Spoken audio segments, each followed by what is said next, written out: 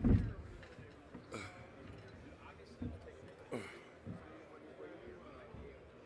to 2021 when you were hired, what did you get the sense from Coach Harbaugh what he wanted out of this, the new staff, some of the guys that he brought in? Obviously, you came in a little bit later than some of the other guys, but can you talk about just what he was kind of looking for out of that staff? He was looking for someone in the secondary room, especially, to kind of corral the guys together, bring them together.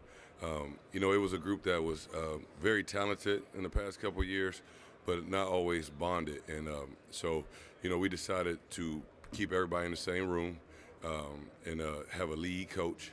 And that's how I've been doing it for years. And so that's what he wanted. And I told him, you know, I think that's the best way for right now. Now that we do it, we still do it that way majority of the time. But Coach Jay, who should be up here with me as well, plays an intricate role with the secondary as well. So he just wanted to bring those guys together, bond together, work harder, be more accountable, and that's what I'm about. I want the guys to understand that it's not just about football. It's a great opportunity on Monday, and hopefully we continue to do what we've been doing and make history and become legends.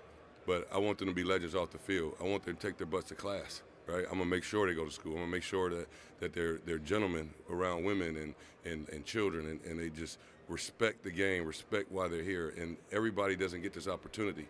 You know, we affect more people than preachers and teachers. So it comes with a great responsibility. So we had that talk. Coach and I had talked for about 2 or 3 years, really, to be honest with you. And he sensed that with my personality, and he was excited about bringing it all together. And that's how we kicked it off.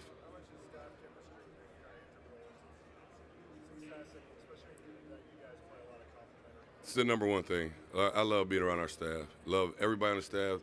Jesse does a great job. He's extremely organized. You know, everybody has ideas. We bring it together, bring it to the table. We like this. We don't like this. We move forward. We adjust during the game. Everybody takes responsibility of their position group. Get them to practice and play the way we want them to play. And like the chemistry is unbelievable. And best staff I've been on. Extremely enjoyable. You know, you see where we are, so it's paying off.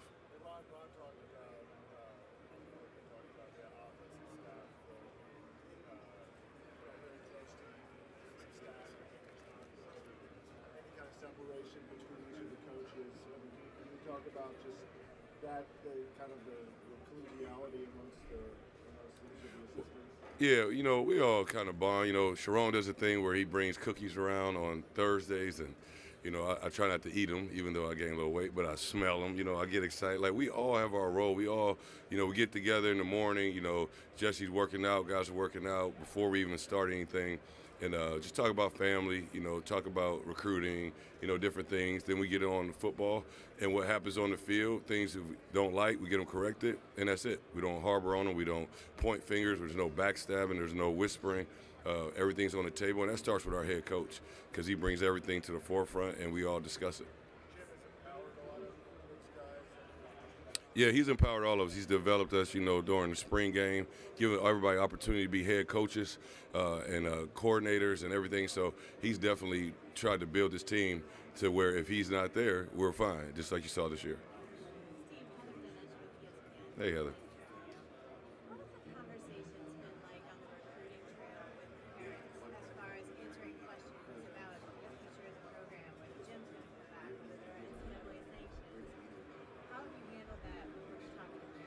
Yeah, the parent, you know, you get to ask that question quite a bit, and you know, we don't know what's going to happen, and I'm just honest with them. You know, we don't know. I believe the way our organization is designed, that we'll be fine, whatever the outcome may be. I tell parents all the time, my son is coming to play there. He's going to be a walk-on. You know, this is a great opportunity for him, but if I wasn't here tomorrow, I would want my son to be around men at Michigan. You know, the organization, the AD, the president, you know, everybody athletically, academically, they do a great job of developing young men and young people. So it's still a great opportunity, whether coach is there or not. So. Everyone talks about how special it is, obviously, to win a national title, but is there something more magical to this Michigan season as a Penn State student, Ohio State, things that you guys had to go through to be able to push your way in and say, hey, we still did this? Yeah, I like to say we're all excited and stuff, but this is the game we've been preparing for. We left last season saying this is where we want to be. All those other games in between, those were stepping stones, but this is where we want to be. And we're here, and now we got to execute and do our job and manage the moment. Don't take it in too much, like, hey, get overwhelmed, and understand we got to go out there and execute against the best team we're going to face all year. Thank you. Hi, Coach. Maria Malcolm, Philadelphia Inquirer. Just kind of circling back to when you were talking about all those things you were looking for in recruits and future Wolverines. What does Keon Sabb in particular, what did he kind of bring to the table, and how has he grown in his 2 years? Oh, Keon, recruiting him initially, you saw a very athletic young man, got a great frame, the things you look for physically. But as you start to talk to him, you realize he's a very intellectual guy. He takes a lot of pride in relationships. I'm also a relationship guy, and, which has helped us grow together since he's been here. And I felt that just recruiting him and talking to him that he was a great fit. He valued academics, he valued family, he valued the culture, and he valued being at the best football program in the country. So, it was a great fit for us, in his character. Watching him around his little brothers, he's a great big brother. Watching him around his dad. His dad's a big influencer back where they're from. And just seeing him continue to grow. And you see, he'll be continuing to play more and more, and excited about Keon. It's funny that you mentioned his brothers. He did a lot, too. Do you see him almost being like a big brother, even though he's still a younger guy? Yeah, I tell people all the time, it doesn't matter your age, your year, anything. If you're a leader, if that's who you are, be you. And Keon is definitely someone who gets people to follow him, because he's a brother. He's a big brother, little brother, but he brings everybody together. So he does a great job with that. But yeah, I can see. I've always seen him with that leadership role, and I'm excited about him. One last thing, how has he handled kind of that transition from being like a star, like guy on the field for every down, to more like a role player? Well, they're always on the field. I tell everybody, listen, I got 4 starting safeties, so he's not a role player.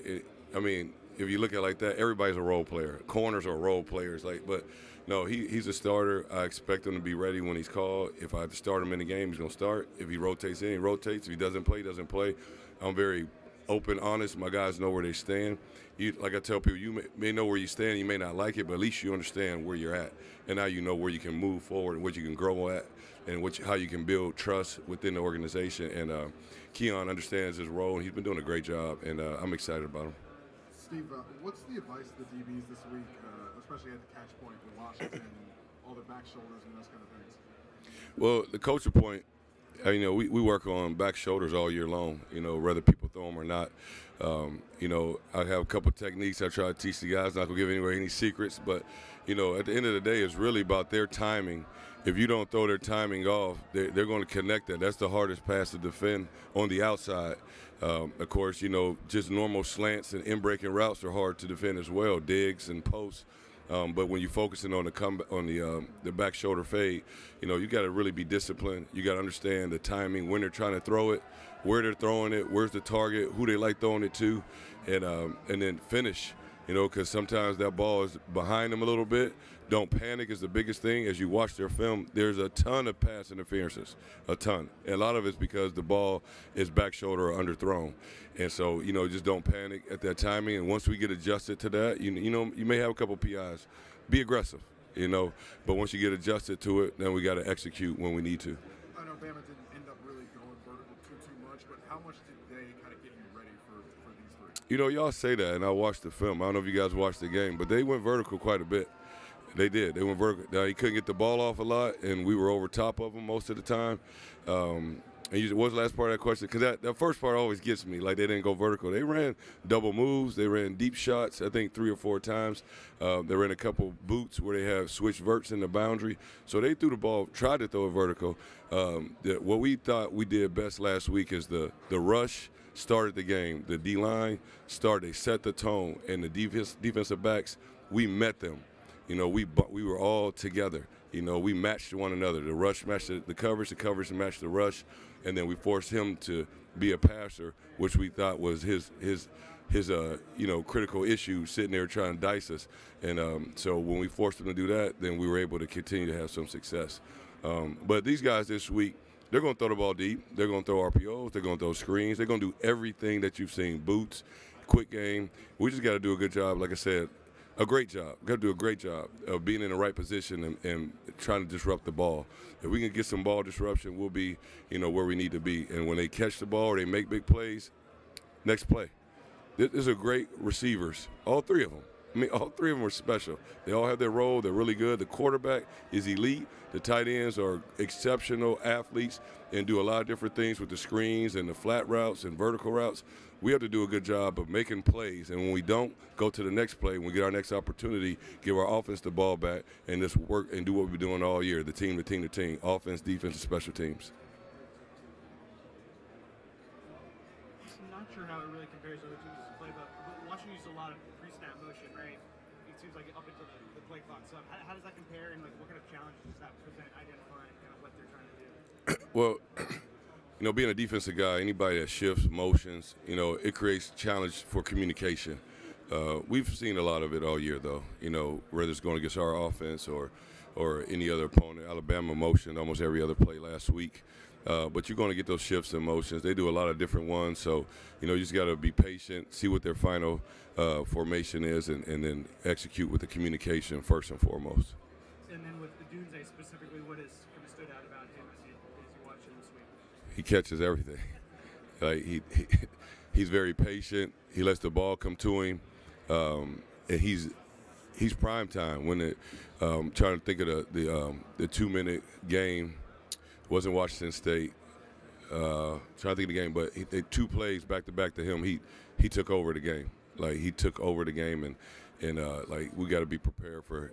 It was Oregon, yeah, maybe, and he was prepared to be the guy. He wants to be the guy, and they all are there. Polk, you watch him, he's a firecracker, man. Every catch, I don't care if it's a screen, I don't care if it's a 2-yard gain. He gets up excited and pumped about being out on that field and catching that ball. So we're going to have to match their energy. We're going to have to match their talent. We're going to match their ability to make plays and do the same. So it's going to be a big challenge for us. I don't want to say up and down, all that stuff. We're going to go out there and do what we've been doing. I'm an aggressive coach. We're going to coach aggressive. We're going to do what we've been doing all year, play violent, and play our style of football. So much conversation, obviously, about how good Washington's receivers are, but you guys have one of the best secondaries in the country. What do you think is your greatest advantage about trying to cover this group? I think understanding the game plan. We are very smart players. I think first, we talk about their receivers. I think you guys got to go backwards a little bit. Their offensive line is extremely good. They do a great job of pass protecting. They move well. The left tackle is one of the best we've seen all year. They do a great job, even in the run game. The receivers do a great job of setting up the run game with the perimeter blocking and cracks and all that stuff. They do just building off of that. And, again, the quarterback, his timing and knowing where to go with the ball is what makes them great. He knows where to go. You see him sometimes, he'll throw the ball, feel pressure, kind of turn his body, won't even see the ball all the way thrown, and it's complete because he knows where their guys are going to be. Their chemistry together is the biggest challenge for us. It's not just going to be one group on that offense. It's going to be the entire offense. What do you guys think that you plan to do to kind of counteract some of those? I can't hear you. What do you plan to kind of do to counteract some of those confusions? To counteract some of the confusions, it's defense. So we talk about defense and football being like a boxing match. You've always got to kind of see what they're throwing, fill them out a little bit, then adjust, then do something, and what they do to adjust, and keep playing chess and not checkers. So we're going to really, at the end of the day, with a short week, play fundamental football. We're going to live on our 4 pillars. We're going to execute our assignments and keep that ball in front of us. That's all you can do. Look at what week this is. We had all this time, practicing and all that stuff. That's great, against their offense. But what do you do best? And what we do best is our 4 pillars. So we're going to go out and execute. I wanted to go back to Dunze. You mentioned he catches everything. What is the best or hardest aspect of it? Is it him at the catch point? Is it his body control? Is it the way he wiggles? I guess what is it that stands out the most on tape? I think his. Just from film, it seems like he's a smart football player. Seems like they know, they see the coverages. He knows what release to take. He knows what, whether to keep the route outside or inside. Him and Penix are just on one accord. And, a lot of that's coaching as well. But I see that, you kind of see that over and over and over, right? You also see, like, I watched last year's film to this year. He looks stronger. It's a little bit bigger. So he wants to be an all-around, complete receiver. So the things you mentioned, he's got great speed. He's got good quickness. He high points and accelerates, gets to the ball. And he wants to be the playmaker. So all that combined, you got to be able to do, a little bit what we did with Marvin. Understand that's who they want to get the ball to, but they also have other guys too as well. That's what Ohio State started to do. When they had some success, they started moving the ball to other people. So we just have to be sound in who's ever covering him and whatever coverage we call and execute it. And then, like I said, just do a great job. I'm always big on getting lined up fast, letting them do all the shifts and motions, communicate, and just understand the final position and finish. I know you guys haven't faced him, you've only seen him on tape, but is he in that class with a guy like Marvin? Is he of that ability in your opinion? Yeah, he's elite. I think that, to be honest with you, for what they do, they're all elite. Again, I watch both Jalen's. Poke is that he gets it going, and when he gets in rhythm, he's a guy who could take a screen, a bubble screen. You see him get outside of people and run down the sideline. Then number 11 is all over the place. Jalen does a great job of getting the ball out of the backfield, getting the ball down the field. And then you got Polk, who's like, at the end of the day, the big play guy for them. So, just being able to understand what their roles are and match those guys. Just like they're going to watch us and see Mikey plays everything. Will Johnson, we're going to try and match him up with the best guy. Josh is going to be all over the field doing different things, playing corner, nickel, and the safeties. There'll be a constant rotation of those guys. So they're going to watch us too, and match up. And so we got to have great matchups, and we got to win ours. This Washington receiver room, it might be better than some NFL wide receiver rooms with 3 draft-eligible players. Going up against a team like Ohio State and the weapons that they have, how does that Ohio State matchup kind of prepare you for this Washington matchup and that receiving talent? Well, I think last week prepares us. Those guys were extremely fast. I think Ohio State, of course. Like I told somebody earlier, even Maryland. I think, it's not always just the receiver. It's the scheme. It's the run game. It's, what helped Ohio State. Their run game was extremely good too. That running back. What people don't understand, he would have at least 1 or 2 plays where he would have 50 or 60-yard touchdown runs in a game. So, eliminating that opportunity for them forced them to continue to throw the ball and try to get to Marvin and other people. So it's not just their receiver group. To make a statement that they're better than some NFL groups, that's a pretty bold statement. Those NFL players are pretty damn good. I'd rather go against these guys than go against the Dolphins right now, okay? But no, they are good. I don't know. But listen, they're very good at what they do. And they wouldn't be here if they weren't the best.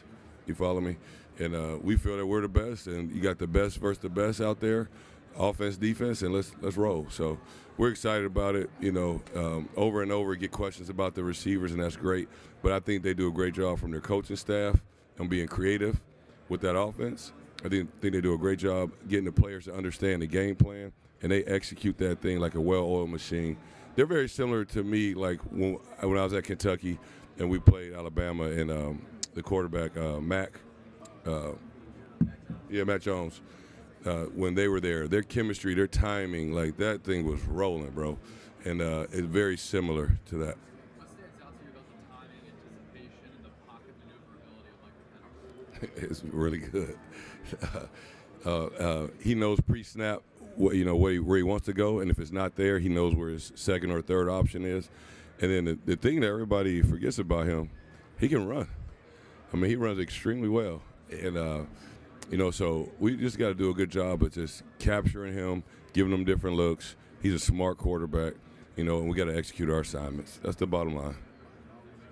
You've already mentioned it a little bit, talking about Penix. Is there anything you can further elaborate on?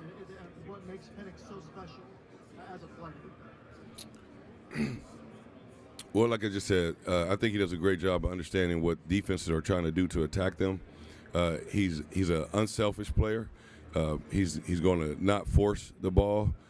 He knows where to go with the ball. If it's not there, he goes to the second or third option. He also can escape. His escapability, I think, is elite. And once he's escaping, moving on a run, he's extremely accurate where he throws the ball. Thank you. Thank you. Thank you. Thank you.